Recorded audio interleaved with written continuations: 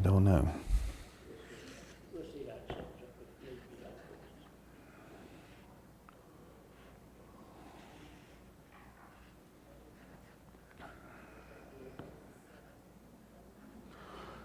be Good morning. All right, we're in lesson 9, the gift and the giver. And it's kind of a continuation of last week. Chapter 8 talked about giving. Last week they talked about Macedonia, which is the northern part of Greece. And Thessalonica and Berea and Philippi are all in that northern section. And then the southern section is Corinth and Athens.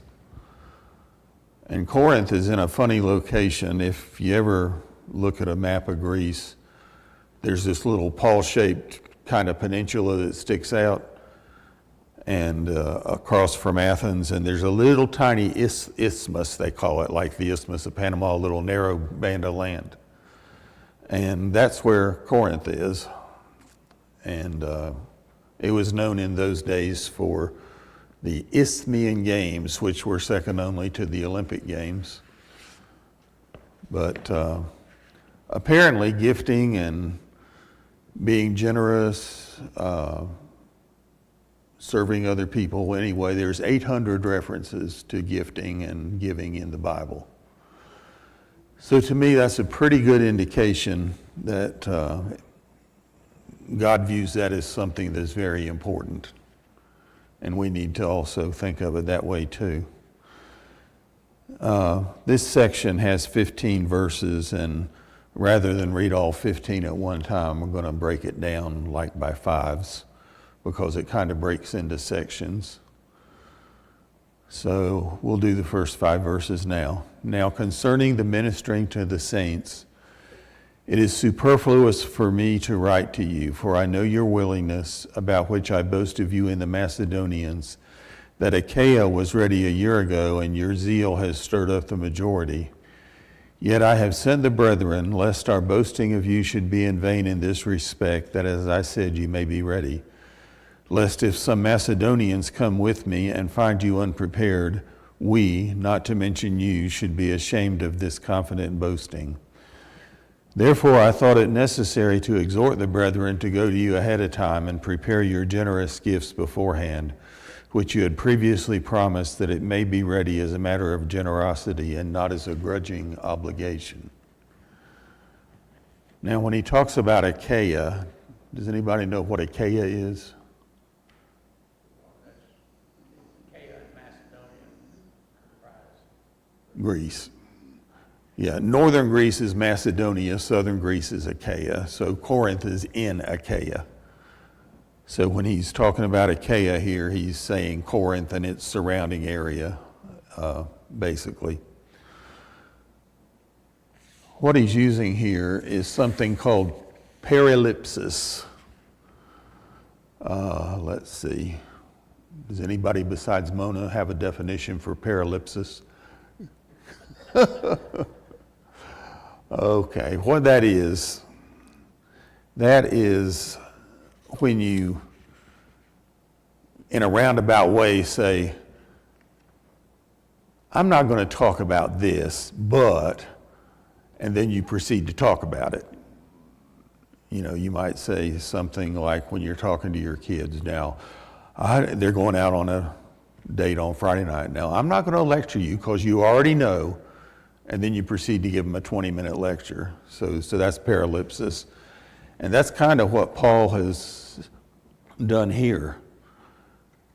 He's saying it's superfluous for me to write to you, and I'm not going to talk about this. And then what does he do? He talks about it.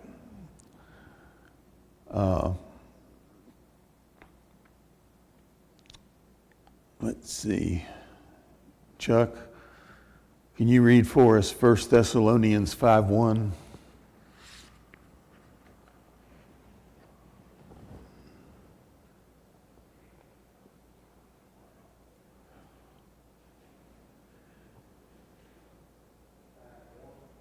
Yes, sir.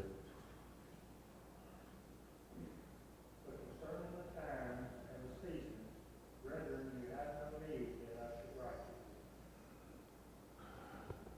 So there's another example of paralipsis. He's like, you have no need that I should write to you, and then he proceeds to write to him and go into great explanation. And there's probably a dozen other examples you can find in the New Testament.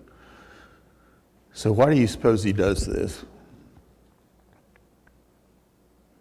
I think it kind of softens the blow. If he was just to come in and say, hey, you people in Corinth, you said you were going to have money ready to send you to Jerusalem. Do you? You know, it's your duty to and all. Instead, he says, well, you already know that you're supposed to do this and you've already committed to doing it. And we're just going to talk about it a little bit as a reminder. So in a way, he's being a little sarcastic. He's being a little subtle, telling him that you already know that you're supposed to do this, but in case you've kind of let it drift out of your mind, we're going to encourage you a little bit now and tell you what you really need to do. Does everybody know what superfluous means? Pardon? I said, I suppose. Yeah. It means it's Kenneth? Basically, it's saying that something is not really needed. It's so obvious, it's silly to even talk about it because we already know. So that's a pretty good $20 word for somebody to use back at the time he was writing. Anyway, he says, for I know your willingness, about which I boast of you in the Macedonians. So he's telling him, you know, I've spent the last year and a half in Macedonia, and we've talked about that last week some. And anyway, we've had those people dedicate themselves to supporting the people in Jerusalem. And one of the things I did to encourage them was tell them, well, now the Corinthians are getting their money together and they're planning ahead for when I go there next year. And we're going to count on them. Well, now he's doing the exact opposite. He's saying, I used the Corinthians to encourage the Macedonians. Now I'm using the Macedonians to encourage the Corinthians. And he said, your zeal has stirred up the majority. So he said that, you know, those Corinthians, they're great. They are so enthusiastic. They're so zealous. They are really gung-ho about doing this. Yet the fact that he's telling them all this tells him that he's not 100% sure that they're really doing quite as well as he had hoped they were doing. He says, yet I have sent the brethren, that's Titus and a couple other guys. He says, I've sent the brethren, lest our boasting of you should be in vain in this respect. As I said, you may be ready. Lest if some Macedonians come with me and find you unprepared, we, not to mention you, should be ashamed of this confident boasting. So he says, if you don't really have your money prepared, not only will I be ashamed, but y'all ought to be ashamed too. So he's kind of guilting them a little bit into making sure they do what they should do. Therefore, I thought it necessary to exhort the brethren to go to you ahead of time and prepare your generous gift beforehand, which you had previously promised, that it may be ready as a matter of generosity and not as a grudging obligation. Well, first of all, why did the people in Jerusalem need money? Does anybody know? People from everywhere gathered there. They were not, they were not, they didn't have jobs. So they were needed. Also, Jerusalem was sort of it was the center of the Jewish people, and a lot of them were not too keen on the new Christian group. And so a lot of the Christians were being treated pretty badly in Jerusalem, and they were really in need because they weren't being given jobs. They weren't being helped the ones that needed charity weren't being given charity by the Jews because they viewed them as this new upstart Christian group. Excuse me. So he basically is emphasizing that these people are in real need and they're counting on us. Now, I have no doubt whatever that if he had just shown up in Corinth and said, we need some money for these people, he would have gotten some money. They would have taken up a contribution. But it probably wouldn't have been as organized, it wouldn't have been as well prepared, it wouldn't have been as much. It's kind of like things we have today. We didn't know a month ago that North Carolina would be in the shape that it's in. And on pretty short notice, we came up with, I think, total from this church was over 5,000, not quite 6. But for a group this small, that's pretty good on short notice, because people hadn't necessarily planned for that like you do your regular contribution. But he's telling these people that, yeah, we know that you'd come up with something, but we're hoping that you have continued to plan and to contribute right along. So he starts, he's letting them know that this is something pretty important. And in case you've let it slip your mind, or maybe you've gotten a little off track, it's time to get back on track and get your planning going right. Folks don't show up on their doorstep, right? Well, pretty much. He's telling them they're coming, so, better get the money together. Now,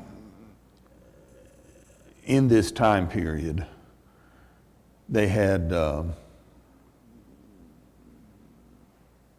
2 treasure chests, so to speak, for the alms that were contributed. And one was the mandatory alms, and the other was the ones that you gave out of the goodness of your heart to support general good works.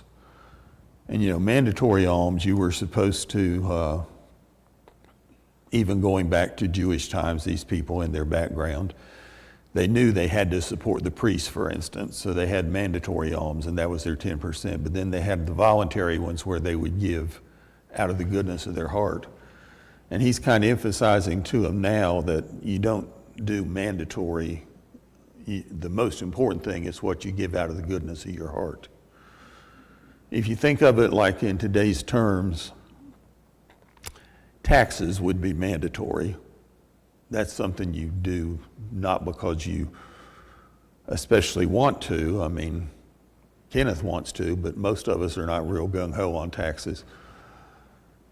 But when you support charitable works and you support the work of the church, you're doing that out of the goodness of your heart, or you should be doing it out of the goodness of your heart. So then we go to this second section, verses 6 through 10. But this I say, he who sows sparingly will also reap sparingly, and he who sows bountifully will also reap bountifully. So let each one give as he purposes in his heart, not grudgingly or of necessity, for God loves a cheerful giver. And God is able to make all grace abound toward you, that you, always having all sufficiency in all things, may have an abundance for every good work. As it is written, he has dispersed abroad, he has given to the poor, his righteousness endures forever.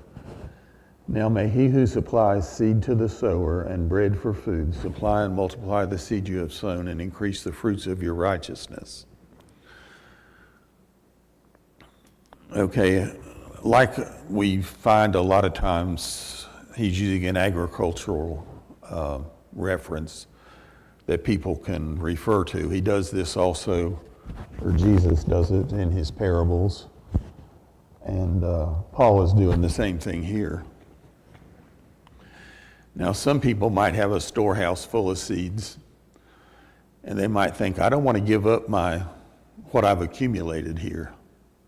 That would be analogous to our money that we've accumulated, our savings. So they say, I'll go out and spread a little of this seed, but I don't want to do a lot. Well, what's going to happen if you only spread a little seed and you're a farmer? You're going to get a small harvest, a small crop. So it's not going to work out too well for you. But he says, he who sows bountifully will reap bountifully. Now, this is where a lot of religious groups today have gotten pretty much off track. Have y'all heard of, most of you, I guess, have heard of prosperity gospel? Prosperity gospel is pushed by, a whole lot of people. I mean, some of the famous ones would be Kenneth Copeland and Bill Gaither, and Joel Osteen's real prominent right now, Creflo Dollar, Jim Baker in his day, T.D. Jakes. There's an endless list of people that do this. And they take passages like this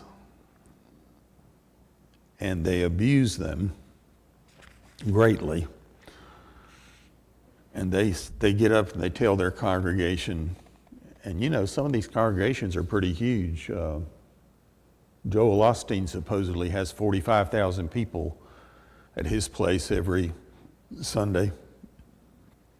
And he tells them that if you sow, you'll have a big harvest. And what does he say sowing is? That's supporting his church and giving money to him so he can have his private plane and his yacht and his Lamborghini and his Ferrari and his Bentley, all of which he has, and his $17,000 house. And he says, or 17,000 square foot house, excuse me. And he says, because you have been generous and you have spread your seed and you've supported God this way, he's blessing us and he's blessing me, and I don't apologize for it. I mean, that's basically his pitch. And amazingly, people go for that. They see these different passages in the Bible that talk about whatever you give, you'll receive back. There's a passage that talks about receiving 100-fold. Gloria Gaither gets up and talks constantly about, just think, if you give $100, you're going to get 10,000 in return. And that's her pitch. That's not at all what God is saying. That's not what we're supposed to take out of these passages.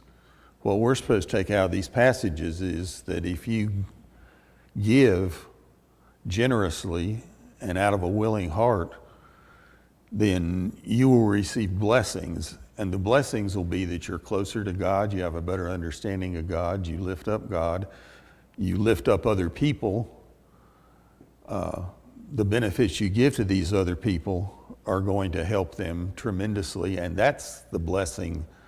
It's not that you're going to get rich, because, you know, God nowhere promises that. As a matter of fact, there's places where Jesus comments that you're going to have troubles, you're going to have problems in life. And so when you're looking at these blessings, it's not that God is going to make you rich as long as you're generous and give a lot of your money. That's not it at all. Yet it's amazing how many, literally millions of people fall for that line when somebody tells them, you know, all you got to do is do this and support me and support our church, and eventually you will benefit. What really happens is a lot of poor people end up giving money they can't afford to give, and they end up suffering even more because they're being taken in by shysters, basically. And this is not what he's saying at all. So he says, so let each one give as he purposes in his heart, not grudgingly or of necessity, for God loves a cheerful giver. Why do you think God loves a cheerful giver?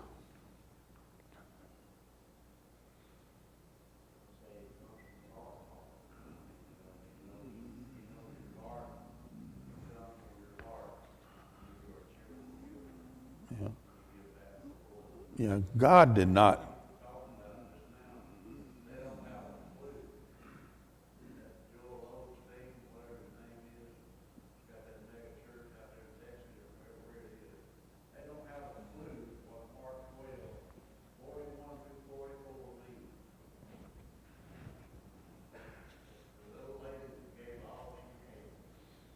Right. There were some that gave in abundance, that because they were rich. This lady gave off some money. She gave more than those who gave abundance. Yeah, if you're a multimillionaire and you give 300 or 400 a week, people might be impressed and say, boy, that's a big contribution. But to you, it might be a drop in the bucket. Might not be sacrificial at all, but the little lady who gave all that she had, or realistically today, some little lady who's maybe a widow and lives on a Social Security check of $1,500 a month, that's all she got. Yet she manages to give $25 a week.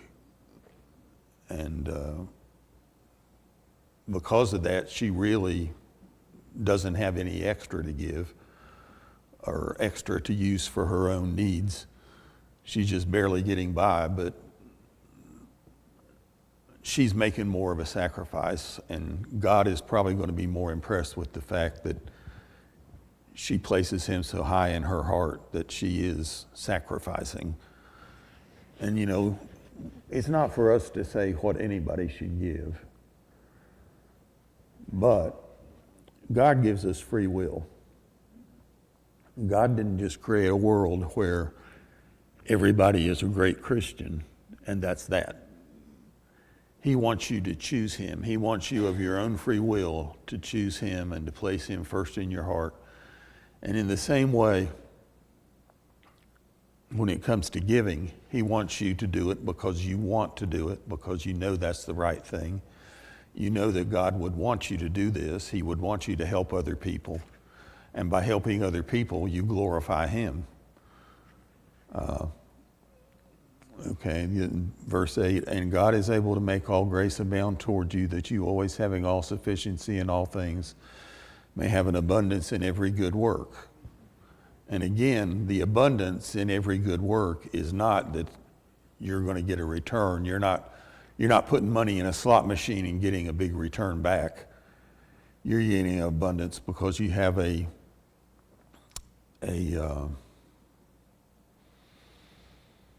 contentment, I guess, a self-satisfaction that you know you've done the right thing. You know you've lifted God up. You know you've helped other people, and that makes you feel good. And this You know,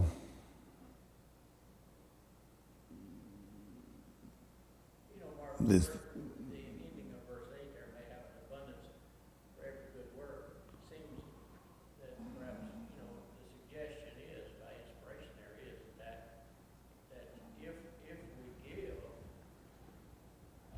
into God, for God's purposes, his kingdom and so on, that it's not as if that's going to disappear and we're just going to be short that much money, you know, and even. It seems that he's promising that, if you go back to the seed for the sower, we'd be so, the farmer would be so uneasy about his seed corn, so to speak, that so miserly with it that he doesn't use enough of his seed corn to have a decent crop. But on the other hand, if he's generous with himself, in a sense, you know, go ahead and plant the seed, then, as you pointed out, you know, harvest is promising. To me, that God is promising that to us. I mean, we have to have faith in God, that to sort of step out by faith as individuals and as a church and so on, that, you know, and not just be dreading month by month, as to where, there's nothing practical about it. Back to your example, you know, the $1,500 a month gal can't give everything she's got, but on the other hand, you know, from her heart, if she gives, then, you know, I think there's some kind of promise even about God Yeah. looking out for her, you know. Well, the original Greek, the translation where we have abundance here, the original Greek translation is contentment. And so you have a contentment for your good work. That's your reward. Now these prosperity preachers, prosperity gospel preachers, they see a word like abundance, or they see a word like prosperity, and they say, that means God is going to give us a lot of money. If we give a certain amount of seed money, so to speak, he'll give us money back. And they seize on that, but that's not what it's saying at all. It's saying that you'll be content in your good work, that when you do things, you'll have a good conscience, you'll feel better about helping people. You won't just say, well, I've done my duty, so I'm going to go to heaven now because I did my duty. No, it's not that way. It's that you actually have had your heart transformed. When you accepted Jesus, you had your heart transformed in such a way that you want to do these things. You want to help people. And that phrase ends with "for every good work." It's not to put in your personal bank account, right? Right. The prosperity, whatever you have, the blessing is for others. When you do good things and help other people, it makes you want to do other good works. It makes you want to do more good things. And there's all kinds of multifaceted about being concerned about putting your heart on being rich, right? That in itself is certainly taught against over and over. And it's not that there's anything wrong with being rich. There's not wrong with a lot of things, but when you decide or when you say that something's important to you, the way you lead your life is a pretty good demonstration of what's really important to you. If you say, oh, church is important to me, I go every Sunday and I give my, however many dollars, and yet you give 5 times as much to your hobby of surfing or auto racing or whatever, and that's how you spend the vast majority of your time, and you just kind of almost out of habit write your check. Maybe you've committed to give to Child Haven, let's say, or something like that, and once a year they send you something to renew, and you renew it, and you just don't even think about it. You just say, oh yeah, okay, you can continue to deduct from my bank account the same amount this year. But you haven't really thought about it that much. But other things you put a tremendous effort into and a tremendous amount of money into, some hobby, let's say, which is really more important to you. Yes, you're doing a good thing by supporting, but are you really just saying, well, I made this decision that I would support this particular charity 15 years ago and every year I renew it? Or do I look for new ways to help? And it's not even just money, it's time, it's other ways you may contribute. And I think sometimes, and I may be wrong, but I think sometimes we just do things sort of out of habit. We say, well, yeah, I've always done that, I'll continue to do it. But we don't think about ways that we can reach out to people in new situations that we encounter, so to speak. Verse 9, it says, as it is written.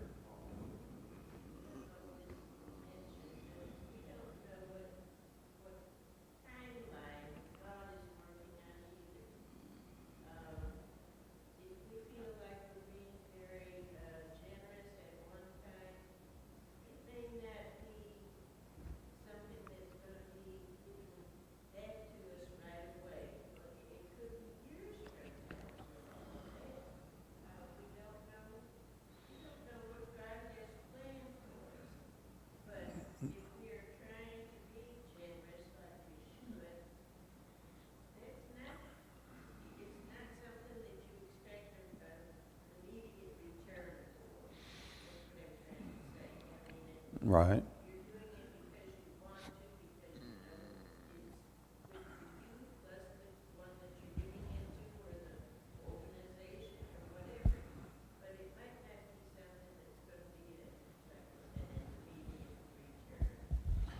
Well, and that return is something you may never really see yourself.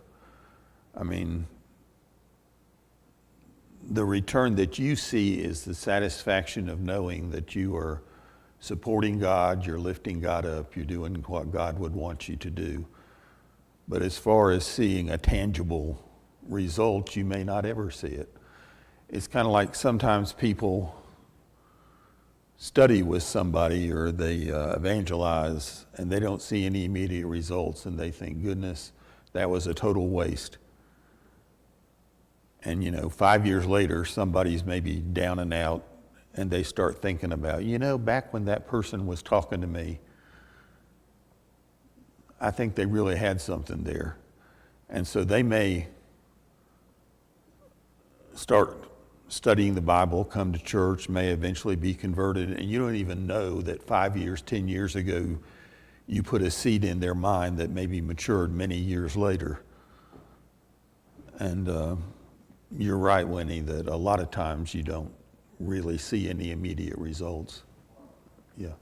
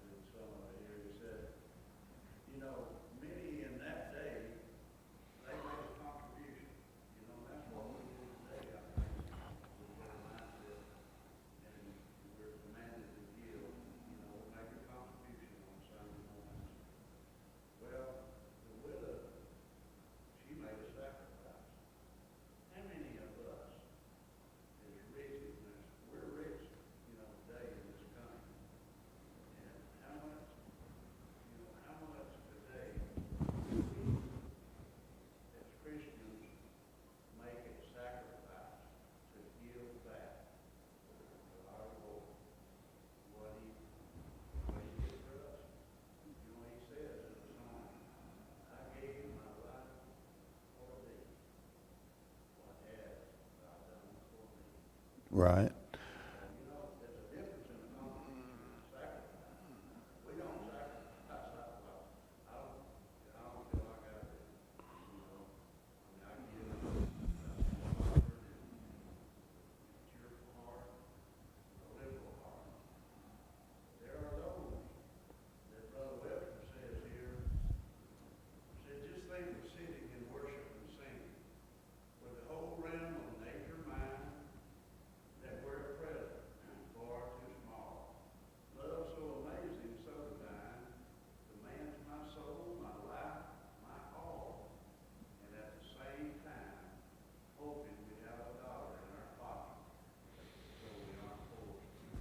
Yeah.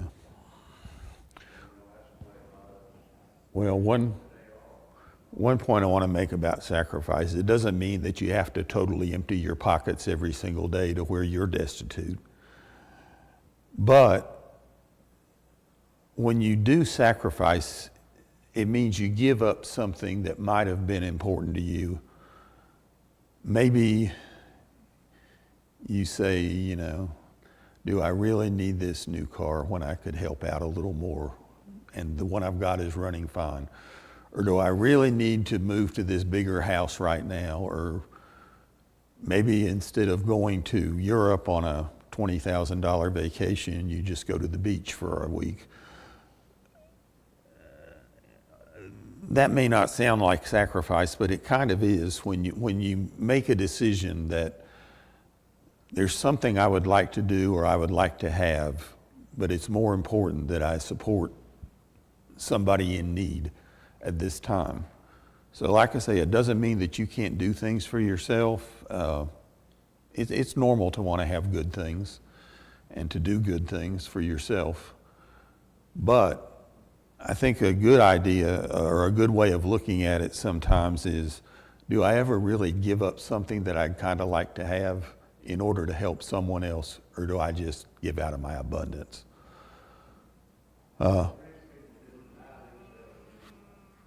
Right.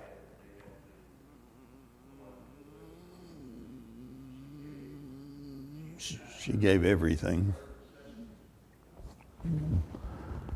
Well, anyway, this next passage, the one I just read, verse 9, that is actually out of Psalm 112, and we won't take time to go into Psalm 112 right now because we're running toward the end. But if you want to read it in its context, it'd be in Psalm 112. Now may he who supplies seed to the sower and bread for food supply and multiply the seed you have sown and increase the fruits of your righteousness. That's almost like a little prayer. It's saying that, or it's requesting that God will reward you in the correct way. When you do what you're supposed to do, then God will give you a reward. And that reward, again, is not what these prosperity preachers are saying you'll get, but it's more that you'll have a right relationship with God. You'll have a contentment in your heart. You'll know that you're doing the right thing. You'll get satisfaction out of the fact that you've helped other people. Okay, these last 5 verses. While you are enriched in everything for all liberality, which causes thanksgiving through us to God, for the administration of this service not only supplies the needs of the saints, but also is abounding through many thanksgivings to God. While through the proof of this ministry they glorify God for the obedience of your confession to the gospel of Christ and for your liberal sharing with them and all men, and by their prayer for you who long for you because of the exceeding grace of God in you. Thanks be to God for his indescribable gift. So it's not that you necessarily just get an immediate result, but the people that you've helped, they're thankful to you and they're thankful to God, and they lift up prayers to God saying, thank you so much. Some of these people in North Carolina right now, I've seen them on TV and saying they are so thankful to the Christians that have helped them. They're so thankful to God because even though they've lost everything, they know that they're going to make it through with God's help and with the help of good Christians. And so when you do something to help these people, they lift God up. So it's not just you glorifying God by your action. It's the fact that your action has affected these other people, and they're going to glorify God. And our time is about up right now, but anyway, if anybody else has a comment, that's fine. Otherwise, I thank you, and we'll see you in about 15 minutes for the worship service. Thank you.